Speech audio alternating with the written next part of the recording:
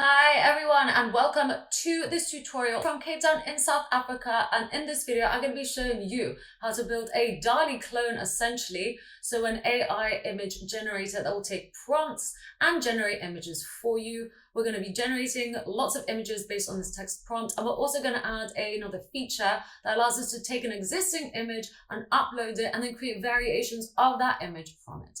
Okay, so really excited about this because we're going to be using the OpenAI API for this. So if you're interested in learning how to use it, this is the perfect tutorial for you. We're going to be building this in React for the front end with a Node.js backend so that we can keep our API keys safe. So what are we waiting for? Of course, if you don't have the fundamentals of React and Node.js down, please do try this out anyway and fill in your gaps of knowledge later on. I do have a course that covers all of this, so check out the link in the video description below if you wish. Right, so first off, I'm just going to start a new project. It's going to be a React project. So all I'm going to do is, because I'm on WebStorm, just click React. And what should we call this? I'm just going to call it React DALL-E clone. Okay, and I'm essentially going to use this command to spin up my project. So in WebStorm, I don't need to do anything. I just need to click create, and then that will spin up my React app.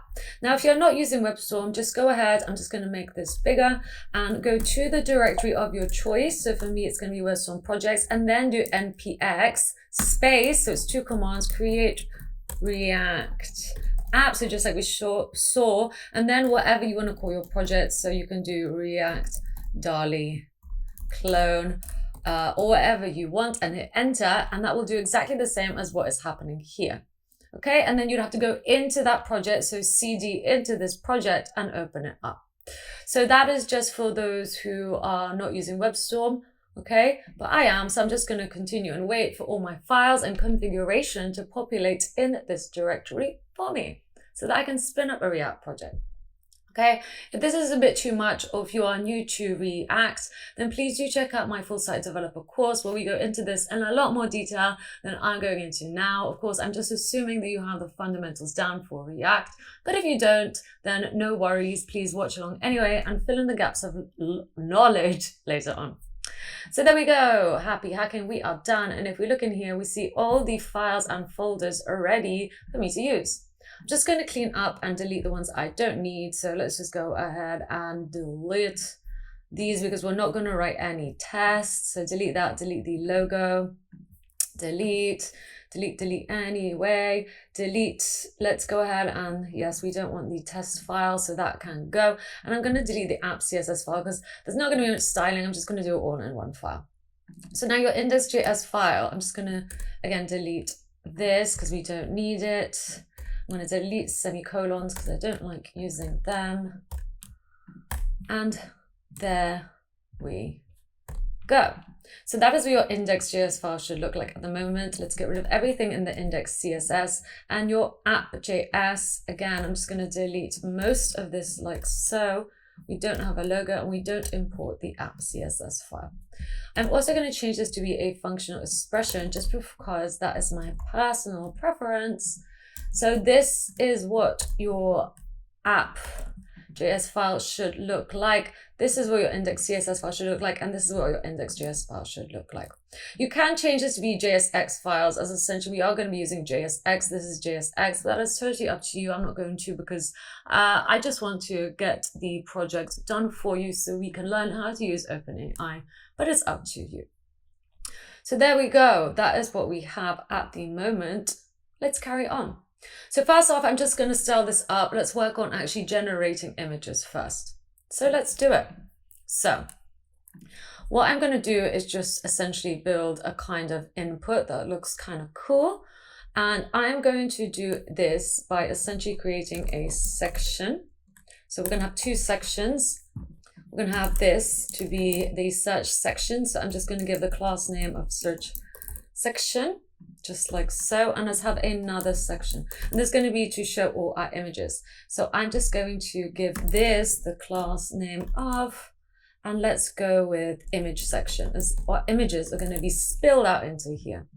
Now in the search section, I'm also going just to put a p element that says start with a detailed description And then I'm going to open up a span element that says surprise as well, if we want to be surprised with a prompt instead.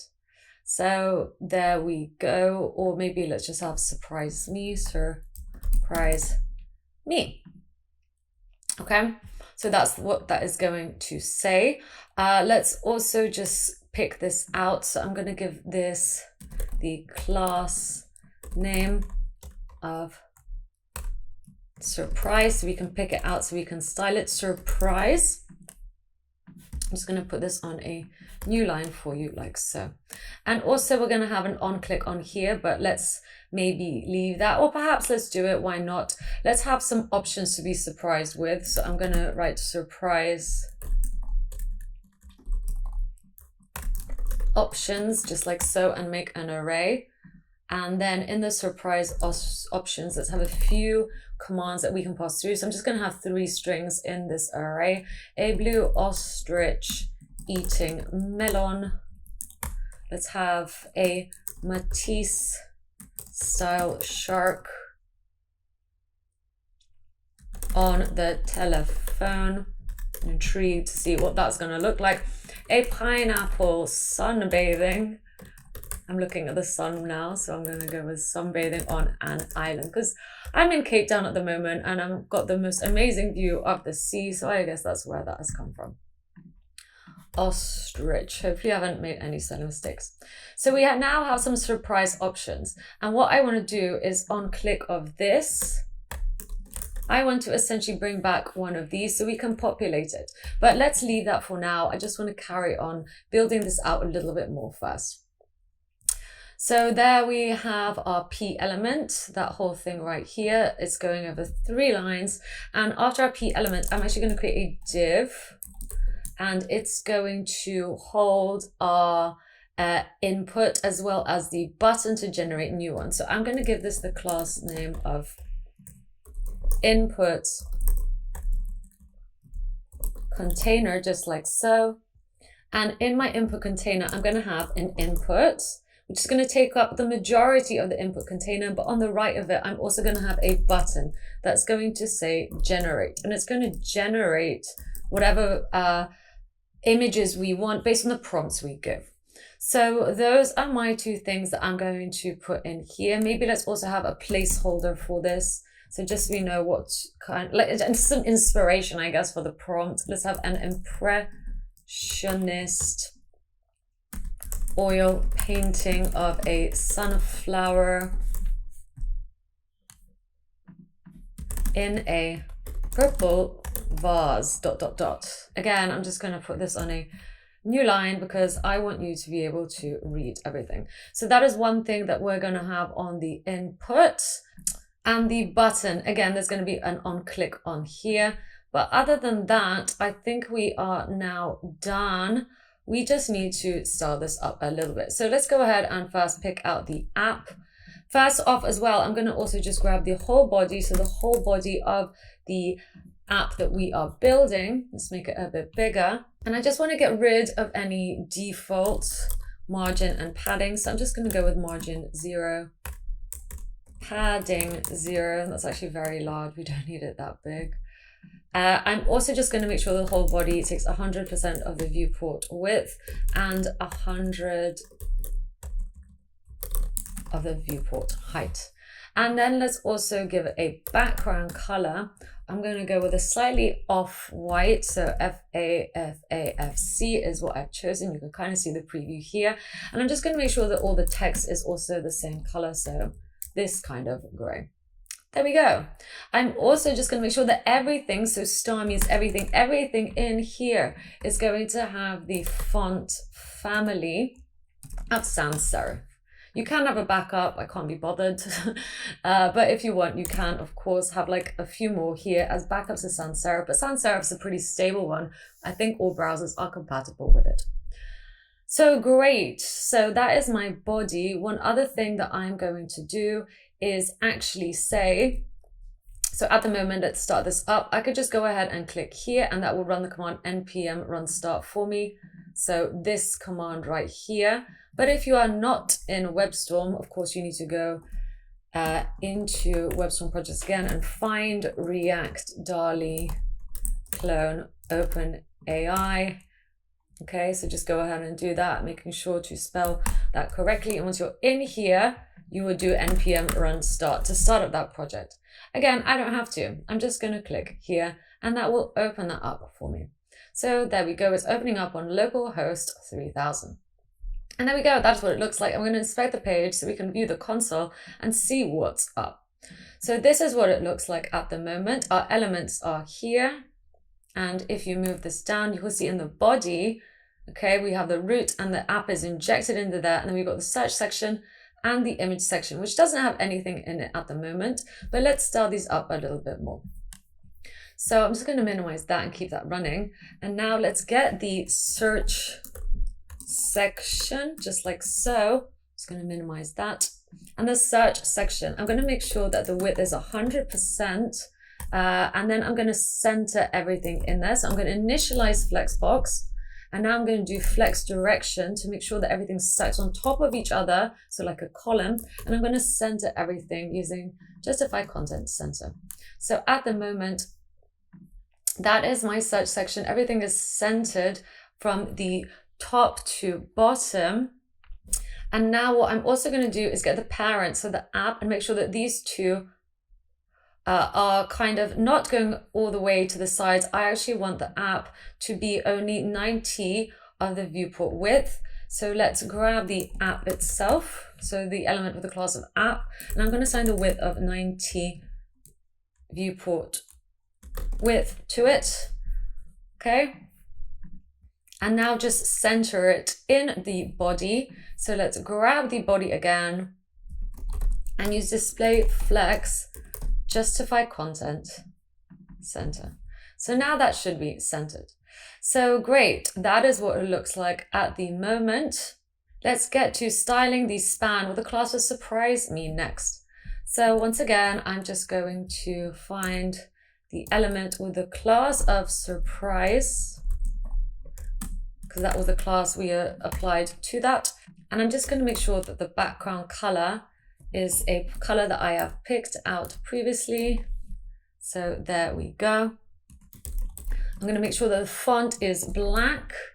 I'm also just going to round it off so it looks more like a pill by giving it 5 pixels border radius. So border radius. I'm going to make the font weight a lot heavier. So I'm going to pass through 600. And let's give it a padding. So I'm going to pad it out 4 pixels from the top and bottom and 12 pixels from the left and right. So that is a shorthand to do that. So at the moment, it looks like this. And I'm also just going to apply some margin to space it out. So I'm just going to use margin 0 on the top, 0 on the right, but 2 pixels at the bottom and 5 pixels on the left. So that is what it looks like at the moment. This is looking pretty good. Now let's style the input container. So what I'm going to do is let's go back in here and have a look at this. Let's grab the input container. So there we go, the element with the class name of input container. And I'm going to say that I want the width of it to be 100% of the parent that it's in. So the search container. Let's use display flex to initialize Flexbox. And that just means that anything in the input container, so the input itself and the button will be next to each other. And now I just want to round it off. So give the whole thing a border radius of 6 pixels. However, it does have an input inside and a button inside. If those two elements go over the outline of the input container, I want anything that goes over to be hidden. So I'm going to do overflow hidden. So that just means that, as you'll see here, the little corners have been cut off because they go outside the input container itself. So here's my input container. And as you will see, that has been cut off. Now let's style the input and the generate button next. So let's do it. One last thing though is I am going to add a box shadow to here. I'm going to go RGBA for transparency. I'm going to go 0, 0, 82 as the color, and then 0.15 opacity, and I'm going to apply 0 on the x-axis, 2 pixels on the y-axis, 4 pixels blur, and then 0 spread, so we can just leave that. And this cool box shadow will be applied. Now let's actually style the input. So let's grab the input. We can say that it's an input that lives inside the input container, just in case we want to add different inputs later. And I'm just going to go with border none. Let's give a padding from the top 13 pixels and from each side 14 pixels, making sure to spell padding correctly. And then the box sizing, I want this to happen on the inside, so I'm going to use border box. And the font size as well, I'm going to apply as 13 pixels, or maybe let's make it bigger, 15 pixels, with the outline of the actual input being none as well. So this just means that, let's just comment this out for now. This just means that at the moment you will see a blue outline. I want to get rid of that if I interact with it, which means I can add outline none. Let's just make sure we spell outline correctly for that to be applied. So now no blue line will be applied. Great. So that is my input. The other thing I need to change is the width of it. I want to be 90% of the parent, which is the input container. And let's just change the font weight of this to be 200 as well. So there we go. So if this is width 90, let's make the button that lives inside the input container a width of, you guessed it, a width of 10. And let's style it up as well. So at the moment it will look like this, but let's style it up further so it looks less horrible.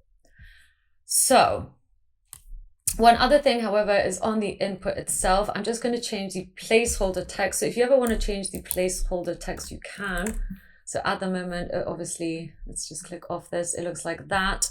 We can go further and just change the color to be a bit lighter. So I've gone ahead and picked out this color like so. And let's make the font weight, well, 200. I think that's already applied, but it should just look like this now. Wonderful. Okay, so we have the button. I'm also going to just change the border of it to be none. Let's change it to have a border on the left though. So we're going to override that none and give it border left of 1 pixels. The color that's kind of the same as the color, well, exactly the same as the text placeholder color, and make it solid. The background color of the button, I want it to be white. Let's give it a color. So the text should be this color. Let's make it bold. So let's give it a font weight of, well, you can go bold or you can choose an exact font weight, that's up to you. And I'm going to make sure that it's obvious to someone that we can click on it by adding cursor pointer. So if we go over it, my cursor changes. Okay, great. So that is cool. And let's just change that if the button is active. So let's grab all of this and say that if the button is active, I just want to, maybe let's just change the background color. So background color, and let's go with this kind of color like so. So if we click on it, it just does that. But this is good so far. I'm really enjoying it. Okay, some generic stuff I'm going to add is perhaps let's just change all the P elements in here to have a font weight that is applied as like a default. So font weight, I'm going to go with 200, and let's also change the font size to be 14 pixels. So that is just going to be applied a little bit to all of the fonts as a default. Wonderful. Okay. So I think this looks looking good for now. Let's carry on. So I think it's now time to actually generate an image so that we can see all the images showing up. So let's do that next. For this, I'm actually going to build out a backend. So in here, I'm just going to create a new file. So on the same level as the package JSON, I'm going to get a file and call it server.js. And our server is essentially going to go on here. So there we go. That is our file. There is where it lives. Just make sure that it's not in the source directory. It's outside. Great. So let's minimize that. Now what's going to go in my server.js file? Well, let's set it up. We're going to have to define a port. So I'm going to go with port 8000. We're then going to have to require some packages. So const express equals, and then I'm going to get the package express. So I'm going to do require express as well as a bunch of other packages. So maybe now is a good time to actually install those packages. So if you get up your terminal, making sure that you're in the correct project, just do npm I, and we're going to install the package Express. We're also going to install cause. So Express is going to help us with routing. Cause is going to help us with error messages that we get from cause. We're going to use the .env file. So we need the .env package for this in order to hide our secret variables so we don't upload them onto GitHub or anything like that. And we're of course going to use the OpenAI package that will help us communicate with OpenAI better, as well as a package called FS and Multer, which will help us deal with actually storing images into our project, but we'll come onto that later. For those of you who need more of an explainer into these packages and what we're doing here, please do check out my course, where again I go into this in a lot more detail. There's just not enough time for now, and it really is the kind of fundamentals of working with Express and Node.js. So I'm going to hit enter for that to do its thing, and essentially you should see those dependencies or those packages show up here along with the version we are using. So if your version is different for any reason, please go ahead and change that. Make sure that they're the same if you're watching this in the future as this video, because something might not work, and then just rerun it. So reinstall them again if you've already changed the package. So if I change the package here to 3, save that file and run npm, that is the version that will get installed. But of course we don't want that, we want the latest versions. So great, we have now installed those packages. Now I'm going to write a script in order to start our backend. So here is our front end, but I'm going to change it to be start front end. So I'm just going to make that a bit bigger for you. We're also going to have to install one more package, which is Nodemon, which is going to listen out to constant changes on our backend. So please go ahead and install that package, which means we can now use it to start our backend and listen out to constant changes. So now I'm just going to do start backend, and I'm going to do Nodemon, and Nodemon listen out for constant changes, and then I'm going to say on which file. I'm going to say on the server.js file, so server.js. So that's what that piece of code has done, and there's the Nodemon package. So save that file, and now I'm actually going to stop this from running because I'm going to run my front end from here. So I'm going to do npm run start front end this time, npm run start front end, and hit enter. So now our front end is running again, and you will see that is running. And I'm going to create a new tab, making sure again that I'm in the same project, and do npm run, this time start backend, and hit enter. So there we go. Now we have our backend running and our front end running. So now back in here, of course, we need the package Express. Next, I'm also going to require the package core. So let's do require and then the package of cores. And now I'm going to get Express because essentially I've got the package and I've saved it under this const, and now I need to release all of that wonderfulness. So whoop, that's me releasing it. And now I need to store all that wonderfulness under something else. So I've gone with app, which means we can now use all of Express's wonderfulness by using app. And now app will have lots of cool methods and properties attached to it. One of them being app use, which will allow us to grab the cores package and once again release all of its wonderfulness so we can use it in this project.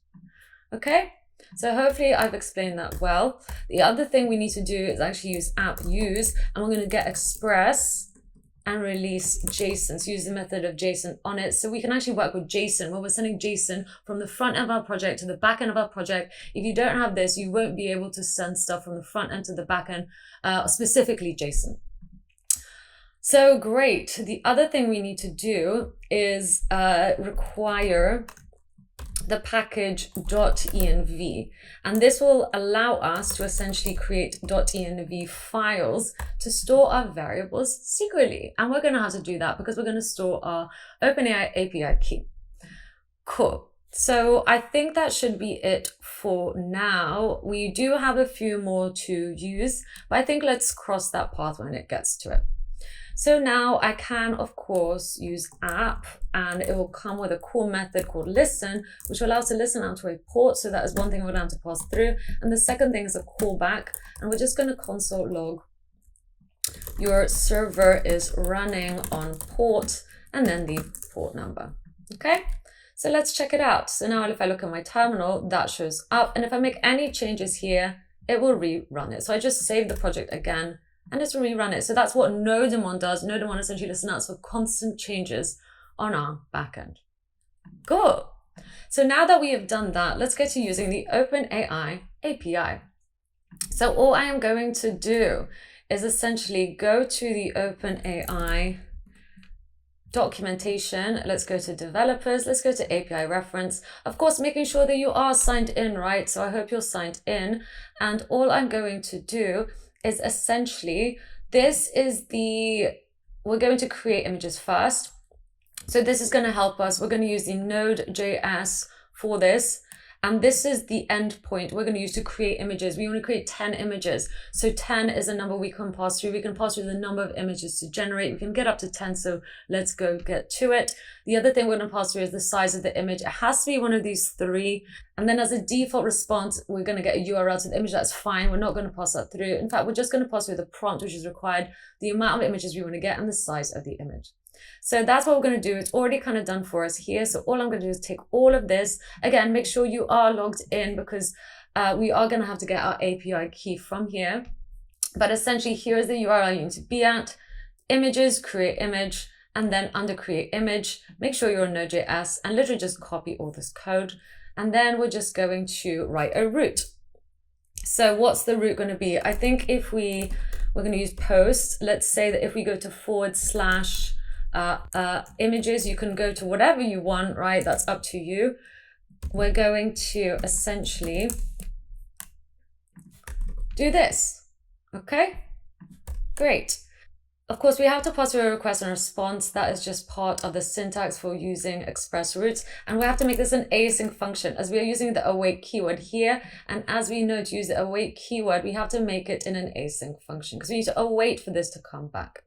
So again, if you don't know much about async JavaScript, that is in my course, please do check it out. I'm not going to go into it in too much detail here, as I'm assuming you already have that knowledge. Cool. So that is my post route at the moment. What we are actually going to do is move all of this out so we can reuse it. So I'm just going to paste it up here. And of course, we are going to have an API key. I'm just going to get rid of that. You know, we just need an API key. You can name it whatever you want again. So at the moment, this should be the only thing that's in our express route. And I'm going to stick it in a try and catch. So we're going to try this and we're going to catch any errors. And if there are errors, we're just going to console error the error, right? So that is looking good. Of course, we don't really want this. We want to send this from the front end, but we will do that when it comes to the right time. And once we get the response, all I'm going to do is use res send and then send the response data.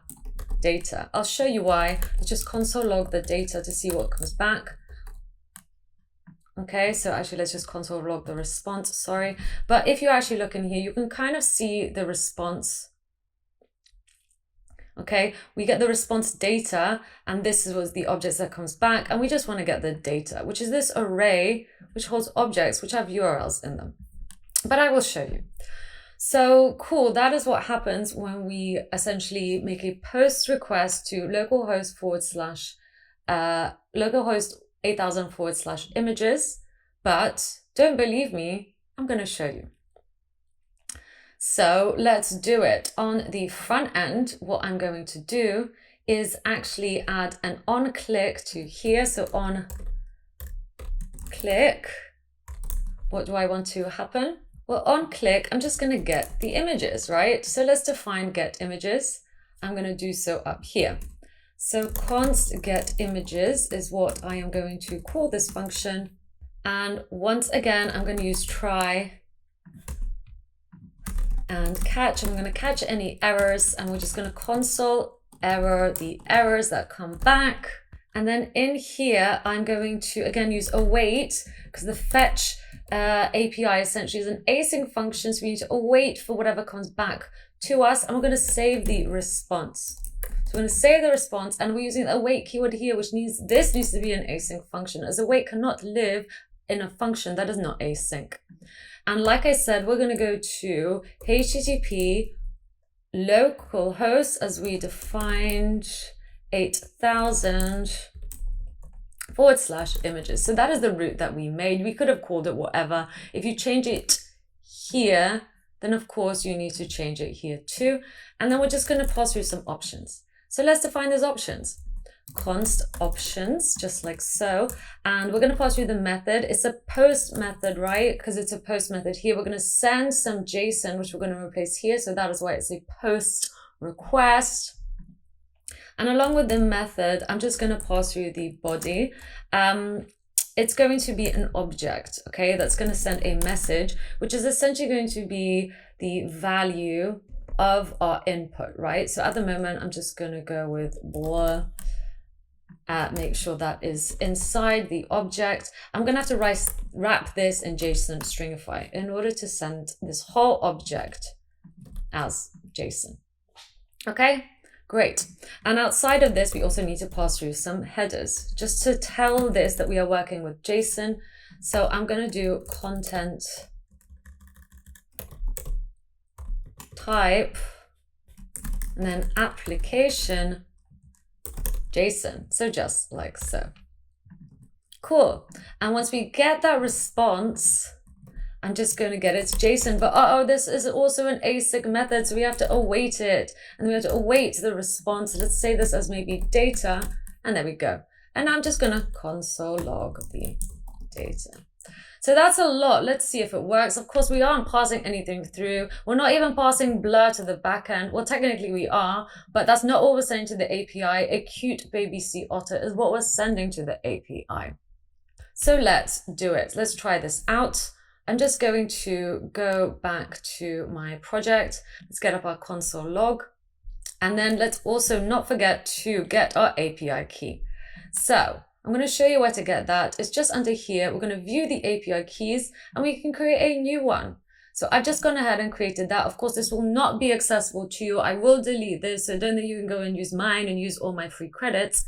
But that is how you'd create one, okay? Just go to account API keys and create a new key, copy it.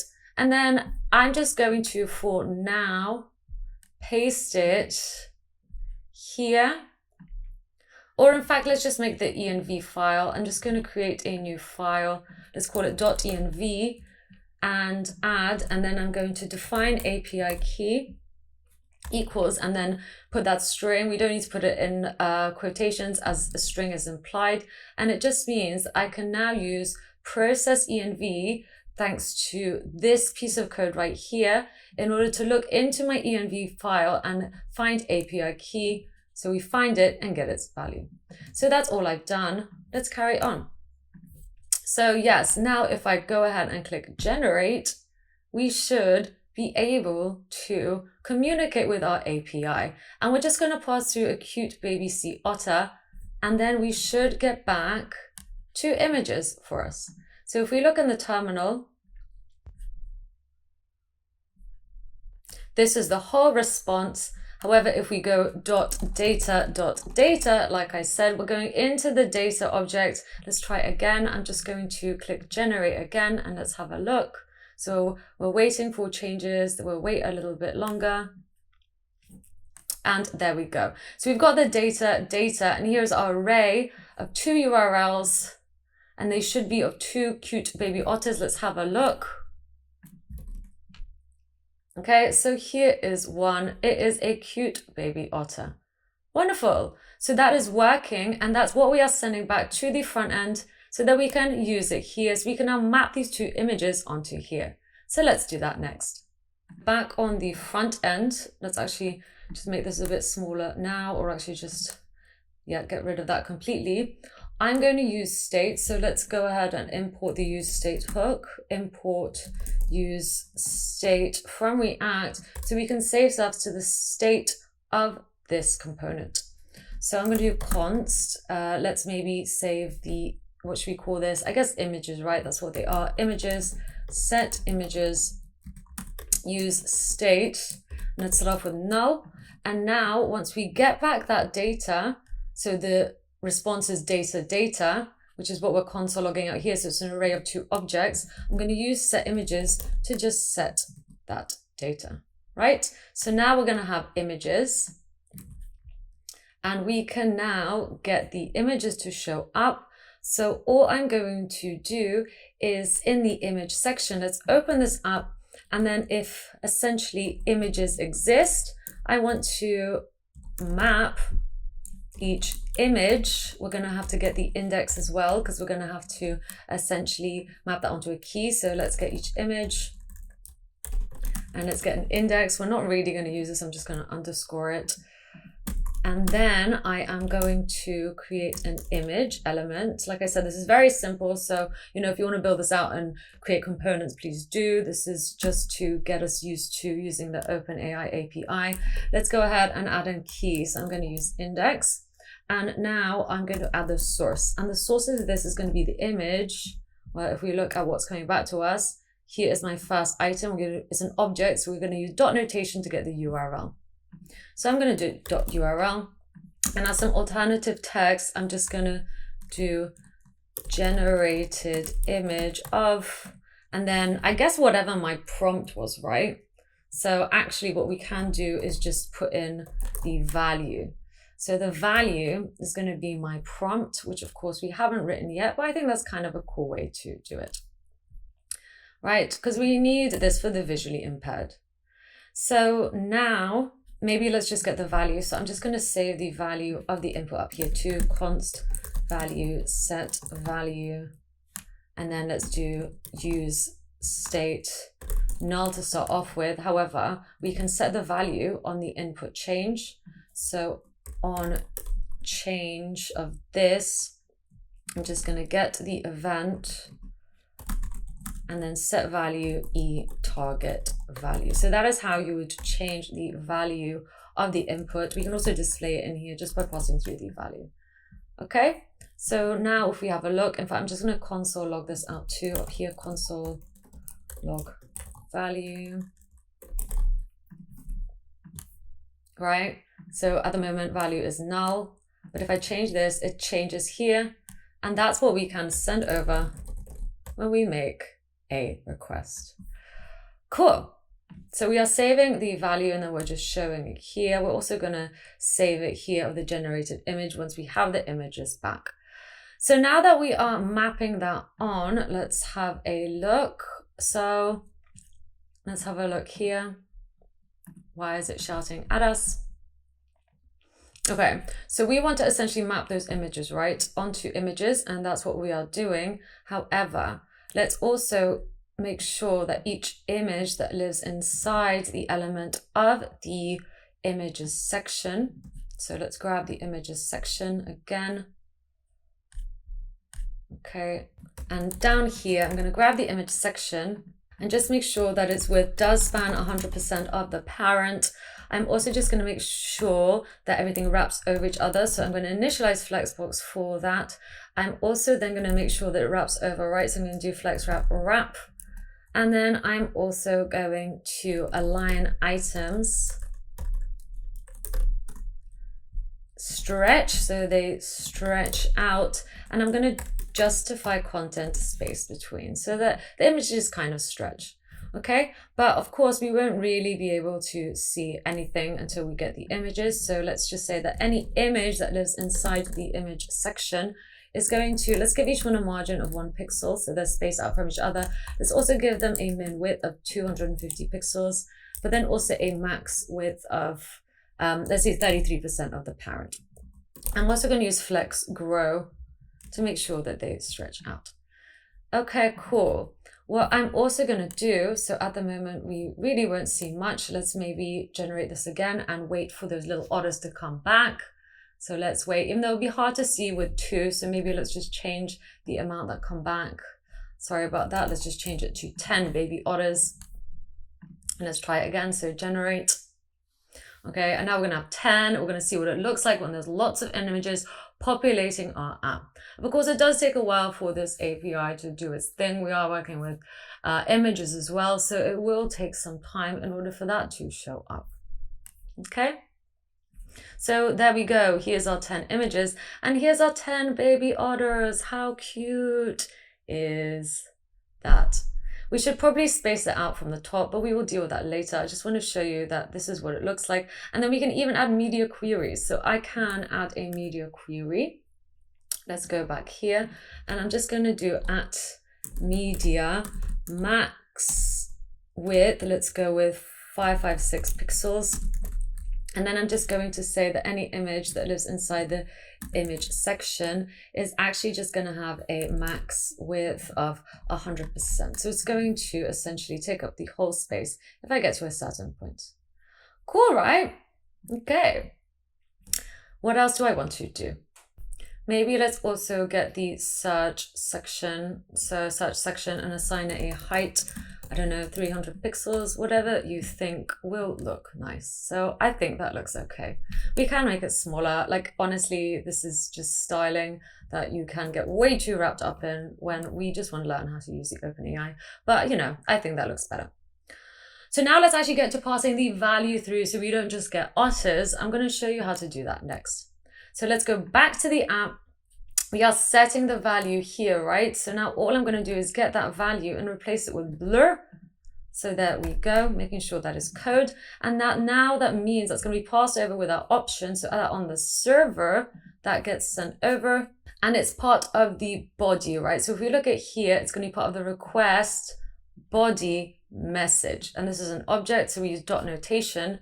So I can just go with using request body message to get whatever that value is. So this right here. Make sure to wrap it in JSON stringify and make sure that is here in order for that to work. But essentially now let's check this out. So let's go back here. What should we do this time? I'm just going to refresh this for now. Let's go with, or let's do surprise me, right? Let's hook up the surprise me. So let's go back here. And on click of the surprise me, so on click, I'm going to write a function called surprise me. And let's define it. So let's grab this, const surprise me equals, and then all I'm going to do is essentially set the value. So set value to be, well, I'm going to get the surprise me options, or let's get the const random value from the array.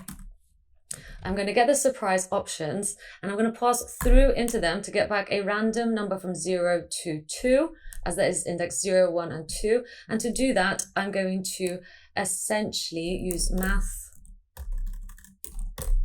random and call it, but multiply it by the surprise options length, okay? And then round that number down, because that will this gives me back a random number from 0 to just under 1. And if I multiply it by the length, it would be from 0 to just under 3. But of course, 3 doesn't exist. We want to round it down to 2.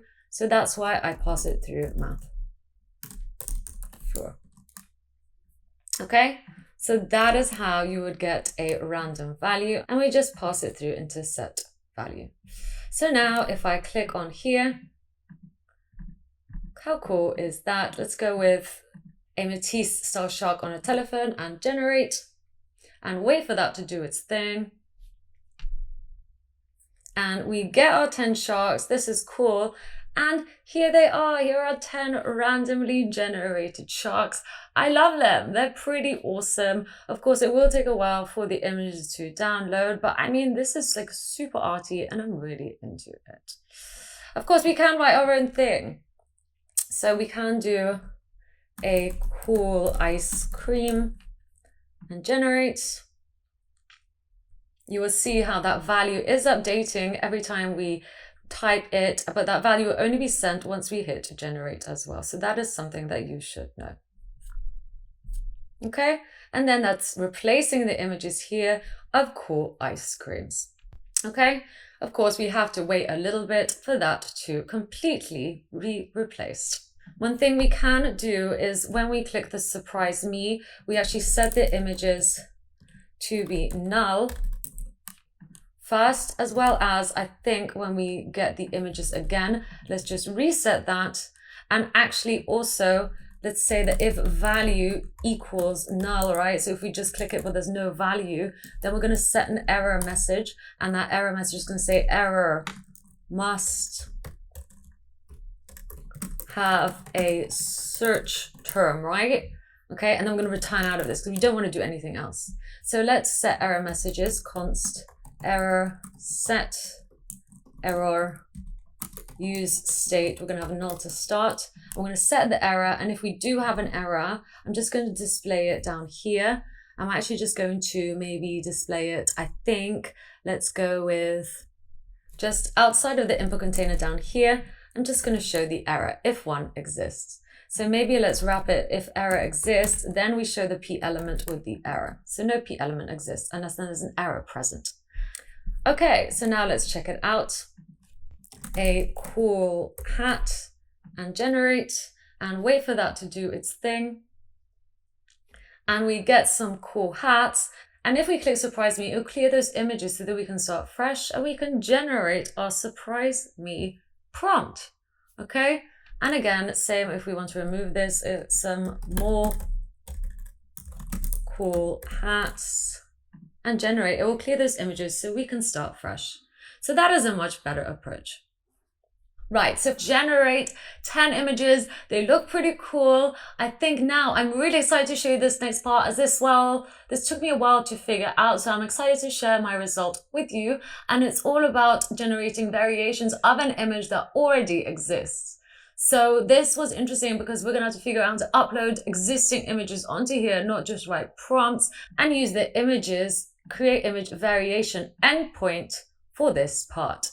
So let's do it. So first off, I'm just going to go ahead and add an input that will allow us to do this. So I'm going to show you how I would personally solve this part. So this is the input. We don't want to do it in the input container. Let's perhaps do it outside of the input container.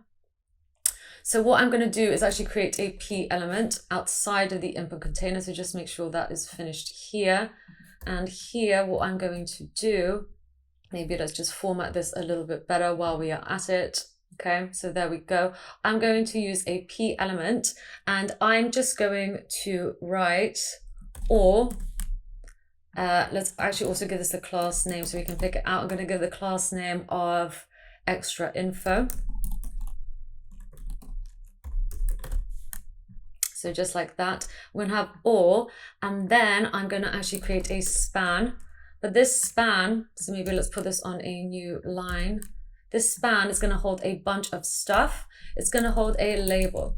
Okay, and the label is going to say upload an image.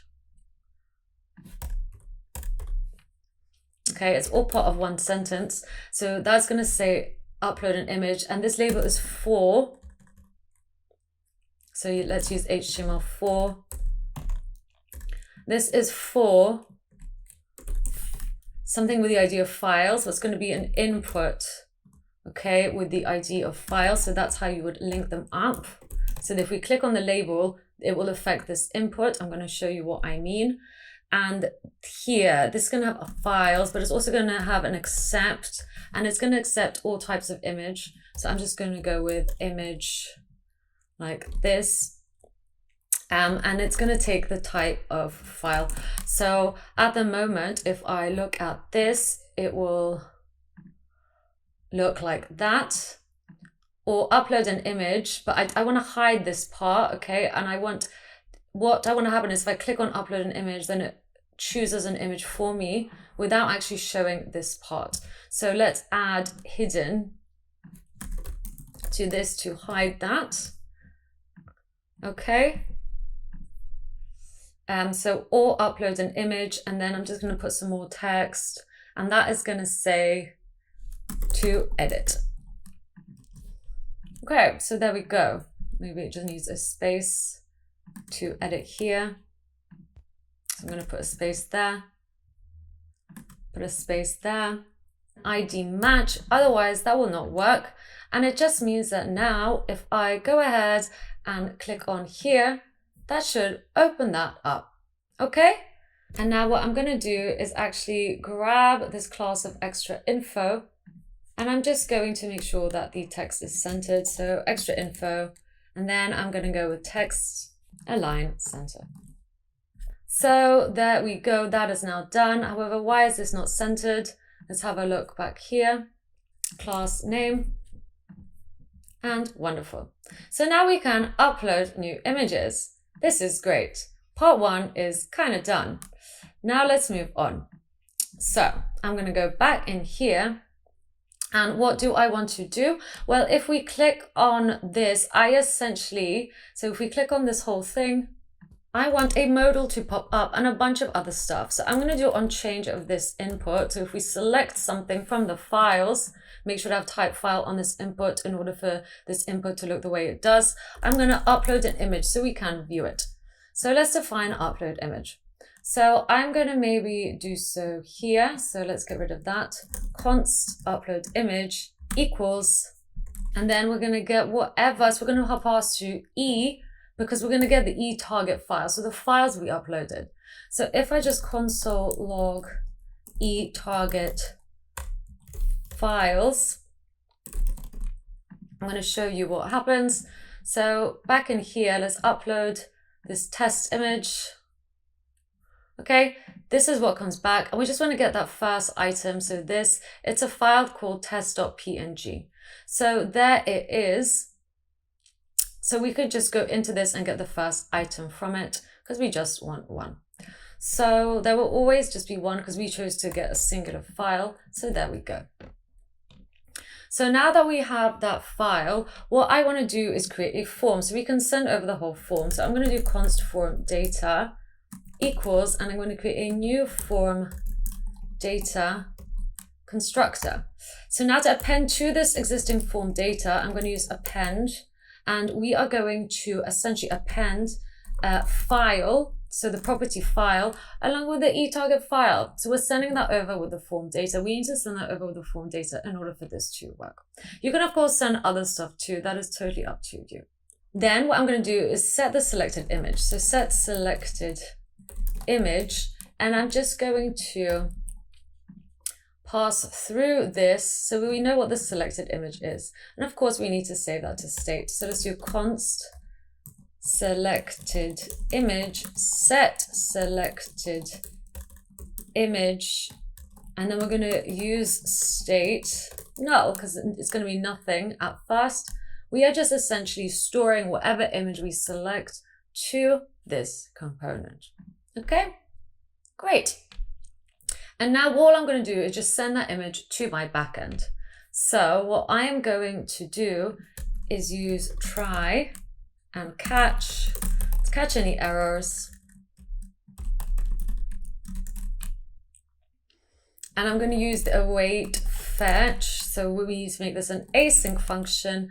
And we're going to define a route on the backend. So once again, let's do app. It's going to be a post, and we're going to post to, let's go to upload. And essentially what's going to happen here is I'm literally just going to send this image here and save it to my server. So it's essentially going to show up here, okay? Or we can put it in the public folder. We can put it wherever. That is up to us. So let's also pass through the request and the response. And what else do we need to pass through from the front end? So yes, let's go ahead and use this. However, we have defined this endpoint as upload this time. And let's also pass through the options. So just as above, and let's define our options. So whoops, this is meant to be up here, and we're just going to console error. So let's define our options. As I said, const options equals, and it's going to be an object. Of course, we have to wait for this response. And the options that we're going to pass through, well, we're going to pass through the method, which is a post method. We're also going to pass through the body, which is just going to be our form data that we have, and we appended the file to. And then I'm just going to console log the response so we can see it. But of course, we need to get that response first and get it to JSON. Call it and await this. And let's save this as data. Okay, so then we just console log the data again. Cool. So let's see if we can send that image to the server. And on the server, there's a few things we need to do. We're actually going to now have to require those packages. So let's move that up here, and then up here, I'm going to do const fs require fs. And we're also going to require a package called multer, which is going to help us save those files. So require multer.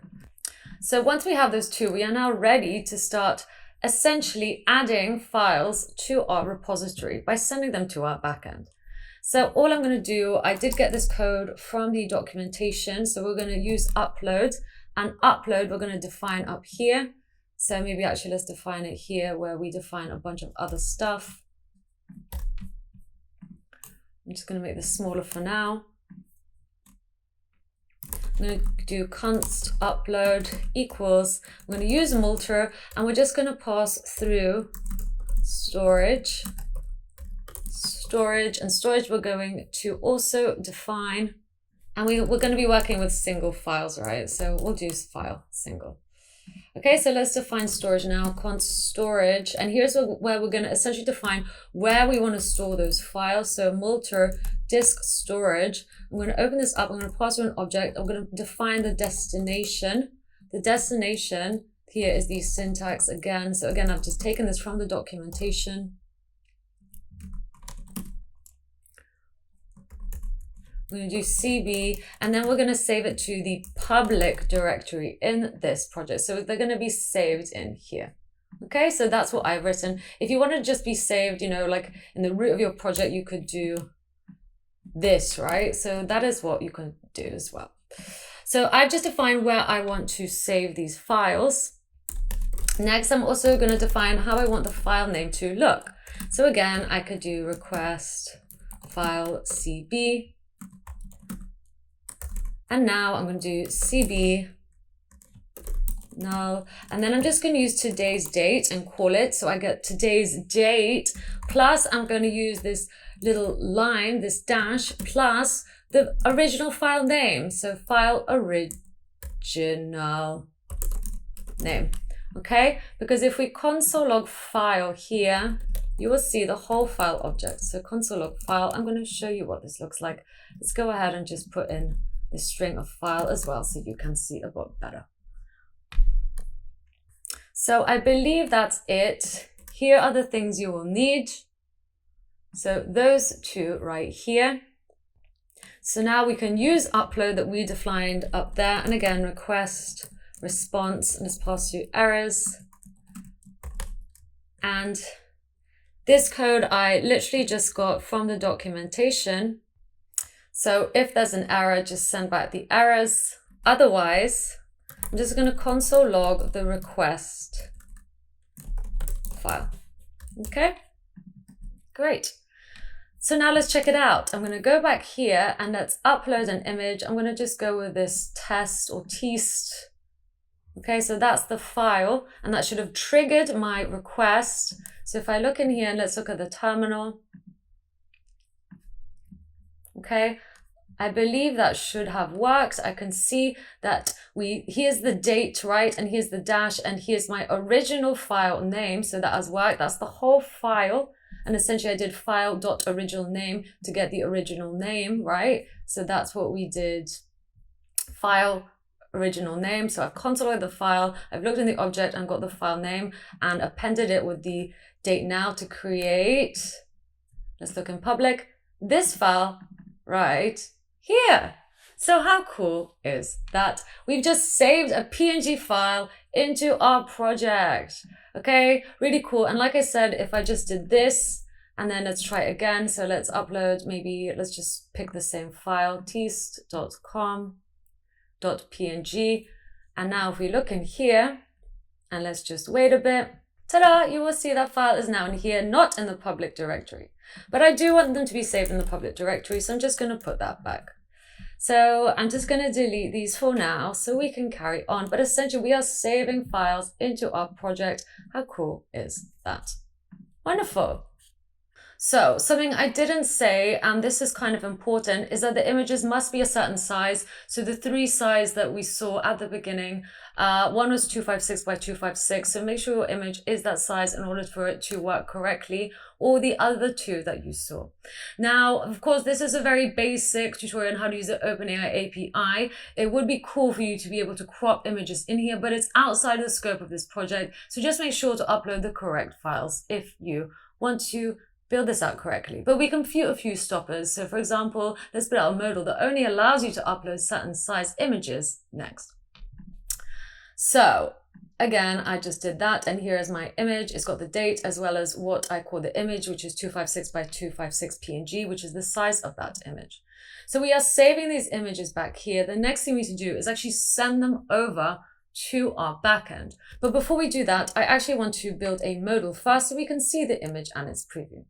So what I'm going to do is in the source directory, I'm going to create a new directory called components, and we're going to build a modal. So components, and in here I'm going to create a new file. I'm going to call it modal.js, and we are just going to build out that component. Okay, so we're going to add that. So let's do it. I'm going to do const modal equals, and then we're going to return some JSX. So at the moment, it's going to be a div, and we're going to export default modal. So just like that. Okay. And what do we want our modal to look like? Well, I'm just going to give this the class name of modal, like so. And in here, I'm going to have a div, and we're going to actually use state in order to open and close the modal. So let's import use state from React, because we're going to have to save the, I guess a few things. Well, we're going to have to save any error messages. So let's just do error, set error. These errors are contained to this component, unlike on the app. Use state, we're going to start off with null. So just like so. And actually, do we want to control? Well, I'd actually like to control a few more things based on whether the modal is open or not on the app. So we're going to pass through the set modal from the app itself. So let's go ahead and do that. Const modal open set modal open use state. And we're going to start off with being false, of course, as it is not open. So cool. I think maybe let's start off with just importing this modal. So import modal from components modal. So now I can just use that modal down here. And where shall we put it? I guess it doesn't really matter too much because we're going to overlay it with an overlay. So by that, I mean, I'm going to create a div. And in here, I'm just going to put in the modal like so. And I'm going to give this the class name of overlay. But I only want to show this if open modal is true. So we're going to wrap all of that in open modal. So, sorry, modal open, it was not open modal. So modal open. And I'm just going to hard this to be true for now so we can see what it looks like. So at the moment, of course, it doesn't look like anything because we haven't styled up the modal. So let's do that next. So I'm going to go back in here. And what else do we want in our modal? Well, I'm just going to have a div that says X so we can close it by the X. And on click of this, I essentially just want to close this modal. So I'm going to do close modal. I'm going to define the function here. So let's do const close modal equals. I want a few things to happen though. And what I want to happen is I want to use set modal to be false. So set modal open, sorry, to be false, right? Which means we need to pass that through. So let's go back here. I'm going to use set modal open. I'm going to pass it through into the modal so we can use it, which means we need to destructure that prop here, destructure it so we can use it there. One other thing I want to do is set selected image to null as well, right? Because if we have a selected image, we don't want any more if we close the modal. So that is something else that we're going to have to pass through into the modal here. So set selected image, and then let's destructure it so we can use it there. Great. So that is what happens if we click on the X. Next, I'm going to have a div, and this is going to be for my image. So I'm just going to use the image element, and let's give this the class name of image container, just like so. Okay. And the image container is going to hold our image, which should only really show if a selected image exists. So selected image exists, then we want to show this, right? And as the source of this, we want to get that selected image and show it. However, so selected image, not set selected image. There's a few things we need to do. First off, we need to pass this through into the modal, right? So whatever we set here as a selected image, we are passing through into the modal. And now we need to destructure it here. So actually, if I console log what this looks like, our selected image, and what is wrong here. So we need to wrap this. Okay, so selected image exists. Then we show the image with the selected image as well as some alternative text.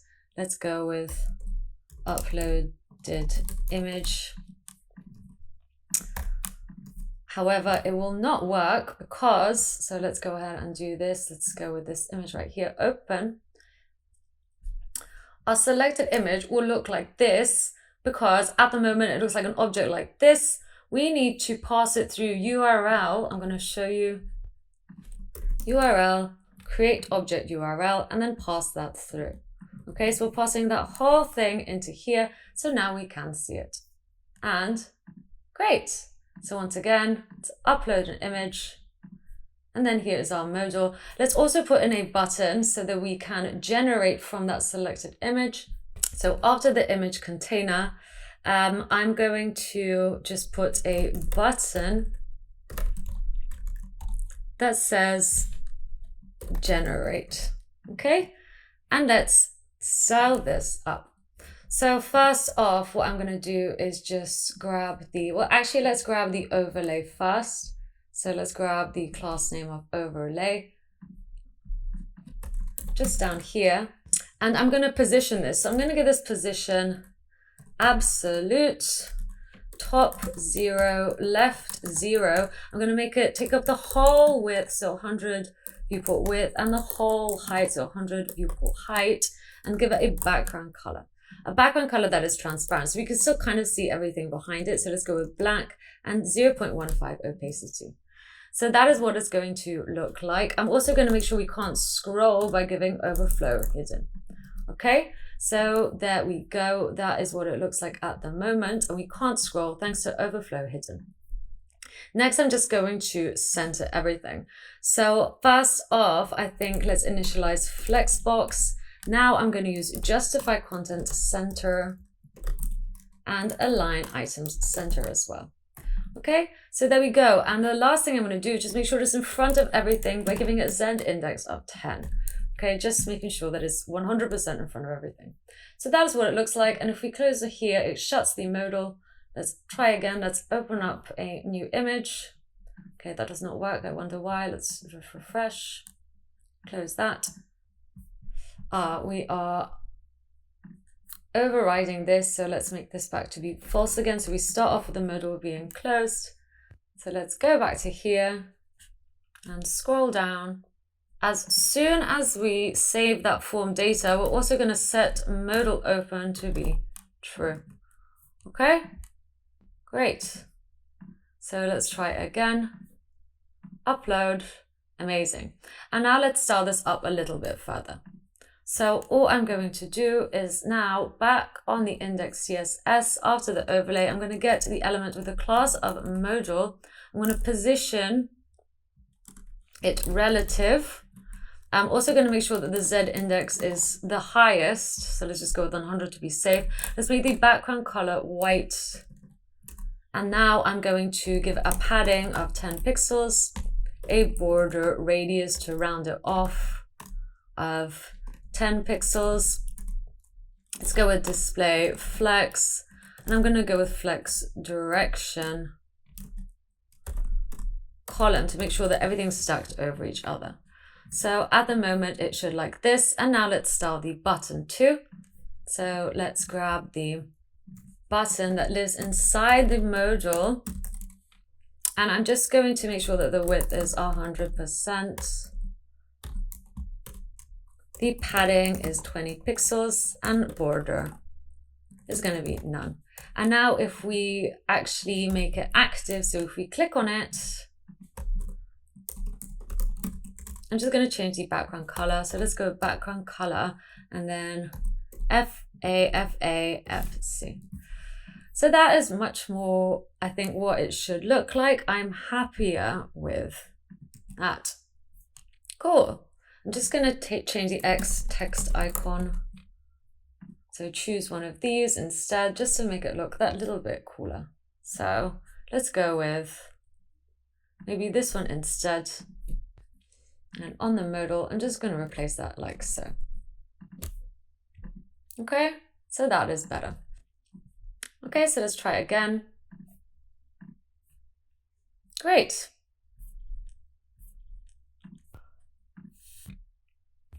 Let's also maybe make this background color white as well. So I'm happy with how this is looking. I'm just going to maybe go with cursor pointer for this, just to make it obvious that we can click on this. The next thing we want to do is generate images based on this one, right? However, we want to set some error messages just to let us know that this image is not the right size. So let's do that next. So on the modal itself, we are going to say the errors. And when do we want an error to happen? Well, I think let's also have another button here, as we want to check the size first. So when we click generate, we don't actually want to generate. We're going to add an on click to check size. Okay, so let's define this check size. Const check size equals. And then I am going to essentially use ref. So let's import use ref from React. So this means that I need to initialize it, const ref equals use ref, and then I'm just going to pass through null, and we're going to do so on the image itself. So ref equals ref. This is essentially the component that we care about because we're going to get its size. Okay, and to do that, when we click check size, we're essentially going to say that if ref current width, we're getting its current width, and if it equals 256, and if ref current height equals 256, then we're fine, then we're good to go. Then we can essentially write a function to generate variations. Okay, we're good to go on that. Otherwise, if it is not, well, then we've got an error, and I'm just going to use set error to set the error of error. Choose 256 by 256 image, just to be safe. Okay, so now we're setting an error, and essentially we want to display that error, right? So let's say that if error exists, then we want to, or actually let's have some text here anyway. So I'm just going to have as a default some text that says image must be 256 by 256. However, if an error exists, I want to override that. So if error exists, show that. Otherwise, show that string. Okay? Cool. Make sure that's in curly braces so it gets picked up as code. Okay, so now if there is essentially no error, then show this button. However, if there is an error, then we show this button instead. So, and that says close this and try again. Okay, so, and then on click of this, we can just, you guessed it, close the modal. So we're reusing that function, close modal. Wonderful. So now let's try upload something else, right? So upload an image. I'm going to go with this super long one. It's very large. Maybe let's actually control how these images are viewed, right? So I'm also going to say that the image container that holds our image is going to have a height of 256 pixels. Let's put that inside. And a width of 256 pixels.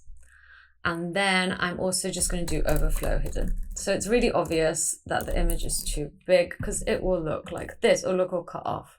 And if I hit generate, it says error, choose 256 by 256 image, close this and try again. How cool is that? I'm pretty proud with what I built here. And then we can choose an image that is 256 by 256 pixels and we can generate. Okay, so cool. Let's actually work on writing the generate function next. So we've defined the generate function here, generate variations. However, we haven't actually done it here. So let's go ahead and do that. So for this, what I'm going to do is go back to the server and define a route. So let's do it. So as we saw, that file, console request file, is being saved here. This is the whole file essentially, right? That's how we're getting the file name from it. We need to get its path. Okay, so I'm going to get its .path, and I'm actually going to save this as something. So I'm going to save it up here maybe. Yep, sure. So let's go with let file path. At the moment it'll be nothing, but as soon as we have a value for it, so as soon as this runs, I want to get request file path and save it to file path so that we can use it in our next route, which is going to be a post request. And let's define this. Let's call this variations. You can call it whatever you want. And we're going to pass through the request and the response. And this, again, let's have a look at OpenAI for this. So let's look at the documentation. Well, we're obviously going to make a request to this URL. So we can just take all of this. So copy it, make sure you're Node.js and copy all of this. This will create an image variation.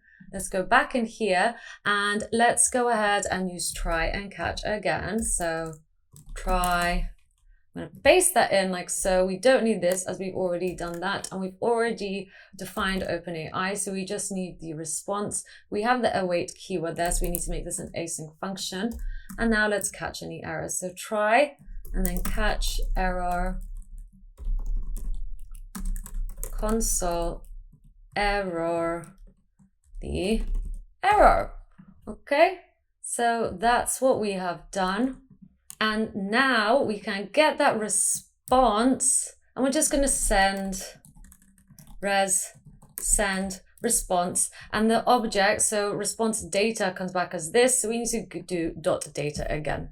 So response data is what we need to write. Great. However, we know that we don't want to pass through this string. What we want to pass through is the file path that we saved up here, right? So the file path that we got here, when we upload the images, we got the file path, was essentially the file path to any one of these files, the last one we uploaded. And then we're just going to pass that through like so. Okay, so wonderful. And we are hard coding this. Let's get back 10 images, all at this size. And once that comes back to us, so back in here,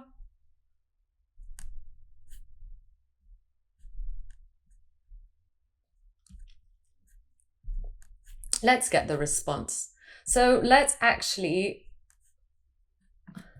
hook this up to our front end next. So const generate variations equals,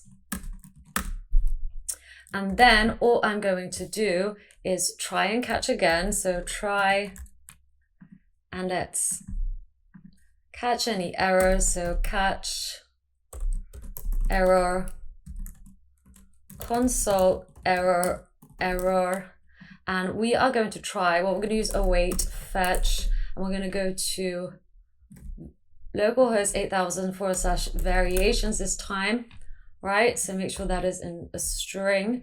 And then we're going to also pass through the options, which we are going to define. So const options, we know this is a post request. So options method, it's a string of post. And we actually don't need anything else. So let's just get the response of this. So response, And then we're going to get the response. Don't forget to make this an async function. Let's get the response, get its JSON, and this is, again, async, so we use the await keyword, and let's get its data. And then I'm just going to essentially console log the data so we can see it, but I know it's going to be an array of images, so I can just set images to be the data. And once we are done, I'm just going to set error as null if there are any errors. And I'm also going to set modal open as false, so it shuts the modal. Okay? Great. So when do we want to generate these variations? Well, we want to generate them after we check the size, right? So I'm going to go back to the modal here. I'm going to pass through generate variations, just like so. You know, let's maybe put these on a new line so you can see everything that we're passing through into this wonderful modal. So generate variations. I've obviously misspelt it. Generate variations. Okay, so that's better. And now on the modal, let's just copy it so I don't make any spelling mistakes. Let's pass it through here as well. And now let's essentially call it. Okay? Before we move on, I am just going to also just set the images to null so we can start fresh. And if selected image equals null, okay, when we try to generate the images, I just want to set an error message and just say that no image has been selected so that we can't generate anything. You can pass through whatever you want. This is the string that I am choosing to pass through so that it shows up. And finally, we're just going to close the modal. So I'm just going to use set modal and pass through false and return out of this so that we don't go to the next thing. And lastly, just so that we don't have any issues when uploading an image again, so the same image again, I'm just going to clear the files we selected. And we can do so right after we set the selected image, I'm just going to get eTarget value and set it to null. Great. So let's give it a whirl. So let's go back here, upload an image. Let's upload this image that meets the requirements and generate. And now let's wait. So once that's done its thing, it should shut this modal, it should get rid of any error messages, and it should show 10 variations of this image that I uploaded, which is pretty awesome, let's be honest. And there we go, we can see those 10 images and those 10 URLs and 10 variations of me. How cool is that? I mean, some of them are like super scary, but you know, at least we have managed to do it. I really enjoyed showing you this tutorial. It was really fun to make. It's been the funnest one I made in a while, so I hope you had fun.